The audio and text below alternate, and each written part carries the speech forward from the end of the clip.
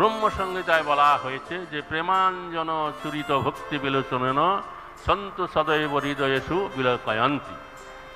অর্থাৎ সেই যে পরমেশ্বর ভগবান তিনি হচ্ছেন অপাকৃত। আমাদের এই যে দৃষ্টি, চোখের দৃষ্টি, এটা হচ্ছে প্রাকৃত। চৈতন্য চরিতামৃত গ্রন্থে বলা আছে যে অপাকৃত বস্তু নহে প্রাকৃত বস্তু, প্রাকৃত গোচর। সে অপাকৃত বস্তুকে আমরা এই প্রাকৃত দৃষ্টির দ্বারা দেখতে পাই না। তবে একটা অঞ্জন মানে একটা কাজল পাওয়া যায়। সেই কাজলটা যদি চোখে লাগিয়ে দেওয়া হয় তাহলে আমরা সেই ভগবানকে দেখতে পারি।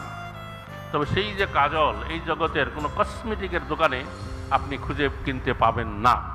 সেটা আপনাকে সাধনা করে অর্জন করতে হবে। সেটা হচ্ছে রূপ গোস্বামীপাদ বললেন, যাদু শ্রদ্ধা তত সাধু সঙ্গ তত ভজন ক্রিয়া অথ অনত্য নিবৃত্তি নিষ্ঠা রুচি ভাব এবং প্রেম। যখন আপনি প্রেম ভক্তি স্তর পৌঁছে যাবেন তখন ভগবানকে দর্শন করতে পারবেন।